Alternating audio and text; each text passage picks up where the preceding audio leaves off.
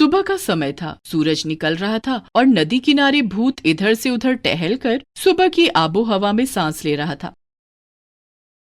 क्या खूबसूरत नजारा है। कितने दिनों बाद मैं नदी के किनारे आया हूँ, वो भी सुबह सुबह। अब से मैं रोज सुबह नदी किनारे आया करूंगा। ताजी हवा का तो मजा ही कुछ और है। सच कहते थे बचपन में कि सुबह सुबह उठने से पूरा दिन ताजगी रहती है, लेकिन जिस दिन से भूत बना हूं, उस दिन से बस वो पेड़ और जंगल ही देखता रहता हूँ। मजा आ गया। आज तो मैं अपने आप से वादा करता हूँ कि रोज सुबह सुबह नदी किनारे पहुंचकर इस ताजी हवा का मजा लिया करूंगा। ताजी हवा लेने के बाद भूत अपने ठिकाने की तरफ चल देता है कि तभी दो लड़कियां आपस में किसी बात पर बहस करते हुए नदी की तरफ जा रही थी। भूत बिल्कुल उनके करीब था, लेकिन उन्हें दिखाई नहीं दे रहा था, इसलिए वो बेखौफ नदी की तरफ जाते हुए बात कर रही थी। रीना, तू मुझे कितना भी रोक ले, लेकिन आज नहीं रोक पाएगी। तंग आ गई हूँ मैं, अपनी मर्जी से कुछ भी नहीं कर सकती। आखिर मैं ऐसा क्या बुरा कर रही हूँ, मुझे तो समझ में नहीं आ रहा। मैं अच्छा खेलना जानती हूँ, बस मैं अपने देश के लिए खेलना चाहती हूँ, फिर माँ को क्या आपत्ति है। माँ ही समझने की कोशिश कर, गाँव है, यहाँ पर लड़कियों को पढ़ाई लिखाई करने देते हैं, यही बहुत है। और तुम्हें तो पता है माँ को तो पढ़ना लिखना भी हमारा पसंद नहीं है। वो तो चाहती है कि हर वक्त हम लोग बस घर का काम करें और चूल्हा चौका संभालें। करती तो हूँ घर का काम, पर अपनी मर्जी का सिर्फ एक गेम खेलना चाहती हूँ। सच कहती हूँ, मेरा बहुत दिल है। मेरी टीचर ने भी कहा है कि तुम बहुत अच्छा खेलती हो, तुम्हें पार्टिसिपेट करना चाहिए। तो तुम्हें क्या लगता है कि माँ तुम्हें गेम नहीं खेलने देगी या मरने से वो प्रॉब्लम सॉल्व हो जाएगी? तभी माँ ही रुक जाती है और रीना को देखकर रोते हुए कहती है, तुम नहीं समझोगी, ये मेरा सपना है और सपने के टूटने का दर्द वही महसूस कर सकते हैं जिसने सपना देखा है। अगर मर जाऊंगी तो ना सपने रहेंगे और ना मुझे दुख होगा। ये कहकर वो नदी की तरफ दौड़ने लगती है। रीना उसे पकड़ने की कोशिश करती है, लेकिन माँ ही दौड़ने में भी बहुत तेज थी। वो बहुत जल्दी ही नदी के पास पहुंचकर एक बड़े से पत्थर पर खड़ी हो जाती है। रीना उसे जोर जोर से आवाज देकर मरने के लिए मना कर रही थी कि तभी छपाक से आवाज आती है और रीना दूर से ही देखती है कि माही ने तेज बहाव वाली नदी में छलांग लगा दी है। माही, माही, मेरी बहन, ये तूने क्या किया? मुझे तो तैरना भी नहीं आता। कोई बचाओ, कोई बचाओ, मेरी बहन को बचाओ, देखो वो नदी में डूब रही है। रीना का रो रो कर बुरा हाल हो जाता है कि तभी वो देखती है कि भूत माही को गोद में लिए नदी से बाहर निकल रहा है। ये देखकर ही वो खुश हो जाती है और भागते हुए भूत के पास जाती है और अपनी बहन को गले लगा लेती है। पहले इसे उल्टा कर देता हूँ, तुम इसे दबाओ ताकि इसके पेट में जमा हुआ पानी निकल जाए। आपका बहुत बहुत धन्यवाद, आपने मेरी बहन की जान बचा ली। अभी ये इतना भी मुश्किल नहीं था सेनोरिटा, और बड़े बड़े शहरों में ऐसी छोटी छोटी बातें होती रहती हैं। अरे, ये तो शाहरुख खान का डायलॉग है। तो मैं क्या शाहरुख खान से कम हूँ? रीना। रीना अपना नाम भूत के मुंह से सुनकर चौंक जाती है। माही की कमर को दबाते हुए वो भूत से कहती है, आपको मेरा नाम कैसे पता? अभी तो बताया कि बड़े बड़े शहरों में ऐसी छोटी छोटी बातें होती रहती हैं। मैं तो तुम्हारी बहन का नाम भी जानता हूँ और ये भी जानता हूँ कि ये नदी पर क्यों आई थी। आप अंतर्यामी हैं। तभी माही को भी होश आ जाता है, वो उसे सीधा करके बिठाती है। अरे नहीं नहीं सेनोरिटा, मैं कोई अंतर्यामी नहीं हूँ। मैं तो एक भूत और जंगल में रहता हूँ। ये सुनते ही दोनों बहनें झटके से खड़ी हो जाती हैं।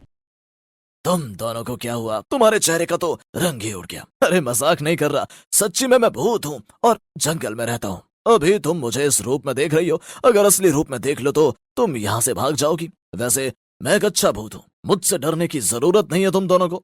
और तुम्हारी प्रॉब्लम तो मुझे समझ में आ गई, मेरे पास उसका हल भी है, अगर तुम लोग सुनना चाहो तो। भूत जैसे ये कहता है, माही को एक किरण नजर आती है। वो खुश हो जाती है और भूत की तरफ देखकर बोलती है, क्या सचमुच में पार्टिसिपेट कर सकती हूँ गेम्स में? मैं बहुत अच्छा दौड़ती हूँ, मुझे थकावट भी नहीं होती, मेरी सांस भी नहीं फूलती है। मेरी टीचर कहती है कि अगर तुम इसी तरह दौड़ोगी तो तुम देश का नाम रोशन करोगी। बिल्कुल तुम कर सकती हो और करना भी चाहिए। तुम लड़की हो तो क्या हुआ, बहुत सी लड़कियों ने गेम खेलकर देश का नाम रोशन किया है। फिर भूत दोनों बहनों को बताने लगता है। दोनों बहनें सुनकर खुश हो जाती हैं और वापस अपने घर चली जाती हैं।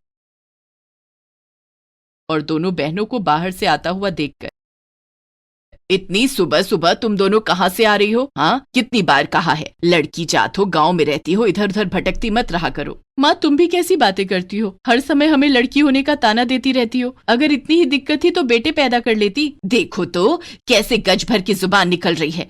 पहले तो मुझे ये बताओ कि तुम दोनों आखिर आ कहाँ से रही हो? देखो लड़की, मैंने मना कर दिया है, तुम्हें कहीं भी जाने की जरूरत नहीं है। अपनी पढ़ाई करो, फिर मैं तुम लोग के हाथ पीले करूं। माँ, कहाँ रखा है हल्दी का डिब्बा? लाओ, मैं अपने हाथ खुद ही पीले कर लेती हूँ।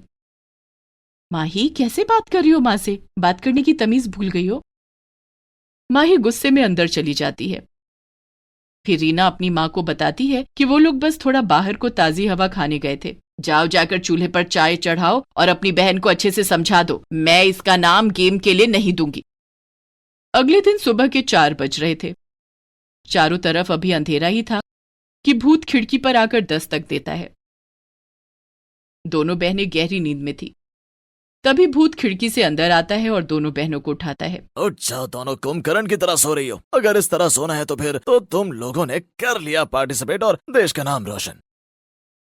भूत की आवाज सुनकर दोनों उठ जाती हैं और माही भूत को देखकर खुश हो जाती है। अरे वाह, तुम तो वादे के पक्के निकले।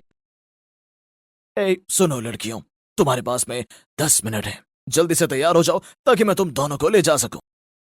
दोनों बहनें जल्दी जल्दी तैयार होती हैं और भूत उन्हें अपने जादू से जंगल में ले आता है। फिर वहां पर वो माही को तैयारी करवाता है।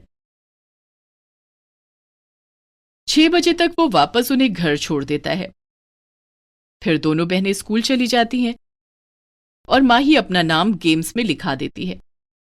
स्कूल की तरफ से नेशनल खेलने के लिए लड़कियों की एक टीम तैयार हो गई थी। माही उसमें पार्टिसिपेट करना चाहती थी, लेकिन उसकी माँ उसे गांव से बाहर नहीं भेज रही थी। अब उसको इस गेम में जिताने का बीड़ा भूत ने अपने सिर पर ले लिया था। रोज सुबह ठीक 4 बजे भूत उन लोगों के पास पहुंच जाता, उन्हें लेकर जंगल में आता और खूब प्रैक्टिस करवाता। और उसके बाद 6 बजे उन्हें वापस घर छोड़ देता। उनकी मां को बिल्कुल भी खबर नहीं थी कि घर में क्या हो रहा है। फिर वो दिन भी आ जाता है जब माही को एक दिन के लिए शहर जाकर अपने खेल का प्रदर्शन करना था। सुबह सुबह जब भूत उन्हें घर छोड़ने के लिए तैयार था, तब वो भूत से कहती है, तैयारी तो मैंने सारी कर ली है और तुमने मेरी मदद भी बहुत की है, लेकिन अब मैं शहर कैसे जाऊंगी? माँ को तो पता चल जाएगा। ये लो, 1 महीने से तो तुम्हारी माँ को पता नहीं चला कि उनकी बेटी सुबह सुबह प्रैक्टिस के लिए बाहर जाती है, तो फिर शहर जाने का कैसे पता चल सकता है? यहाँ सिर्फ 2 घंटे की बात थी, पूरे दिन के लिए माँ को कैसे समझाएंगे? ओहो, ये तो बड़ी मुश्किल की बात है। लेकिन माय डियर सेनोरिटा, तुम जानती हो कि बड़े बड़े शहरों में ऐसी छोटी छोटी बातें होती रहती हैं, और तुम ये मत भूलो कि मैं एक भूत हूँ और मैं कुछ भी कर सकता हूँ। तुम्हारी माँ क्या, पूरे गांव को भी पता नहीं चलेगा कि माही शहर गई है। बड़ी बड़ी बातें मत बनाओ, बस बताओ कैसे होगा सब। मैं काम करता हूँ, जादू से एक दिन के लिए तुम्हारी माँ को गहरी नींद में सुला देता हूँ। रीना घर पर रहेगी और सब कुछ देखेगी, और मैं तुम्हें शहर लेकर चलता हूँ जहाँ तुम अपने खेल पर फोकस करना। हाँ, वैसे आइडिया बुरा नहीं है, बस मेरी बहन फर्स्ट प्राइज ले आना कि माँ को बहुत खुशी हो। हमने जो झूठ उनसे बोला है उसकी भरपाई के लिए तुम्हारा फर्स्ट आना जरूरी है। सब कुछ प्लान के मुताबिक हो जाता है। भूत माही को लेकर शहर के स्टेडियम में पहुंच जाता है। रीना घर पर होती है और उसकी माँ गहरी नींद में सोई हुई थी। भूत ने कहा था कि टीवी पर जब माही की रेस दिखाई जाएगी तब तुम अपनी माँ की नाक के पास ये रख देना, इसकी खुशबू से वो उठ जाएगी और अपनी बेटी को जीतते हुए देखेगी। और फिर सब कुछ वैसा ही हुआ। जब माही रेस के लिए तैयार थी, रीना अपनी माँ को उठा देती है और टीवी पर माही को दौड़ते हुए देखकर उसकी माँ हैरान हो जाती है। रीना उन्हें सब कुछ बता देती है। उधर माही अपनी जी जान से रेस में फर्स्ट आ जाती है। तभी रीना के घर का दरवाजा बजता है और गांव वाले रीना की मां को बधाइयां देते हैं। और शाम को भूत माही को अपने जादू से जल्दी से गांव में ले आता है। घर आकर माही अपना मेडल अपनी मां के गले में डाल देती है। माँ, गुस्सा मत होना, मैं क्या करती, मेरे पास कोई और चारा ही नहीं था। नहीं बेटा, गलती मेरी है। तू तो अपना सपना पूरा करना चाहती थी। अर्चन तो मैं बन रही थी, लेकिन जब गांव वालों ने आकर तेरे बारे में बताया, सच कहती हूँ गर्व के मारे मेरा तो सीना चौड़ा हो गया। ओहो, तुम तीनों तो रोने लगी। एक तो तुम लड़कियां ना थोड़ी थोड़ी देर में आंसू टपका देती हो। अरे भाई, खुशी का मौका है और इतनी मेहनत करी है, 1 महीने से कुछ मीठा मीठा तो खिलाओ। हाँ, मैं अभी लेकर आती हूँ। और तुम्हारा बहुत बहुत धन्यवाद। एक भूत होकर भी तुमने मेरी बेटी की इतनी मदद की। अब छोड़ो भी, मैंने कुछ ऐसा काम नहीं किया है। बस बड़े बड़े शहरों में ऐसी छोटी छोटी बातें होती रहती हैं। भूत के ये बोलते ही वो तीनों हंस पड़ती हैं और फिर मिठाई खाकर खुशी मनाती हैं।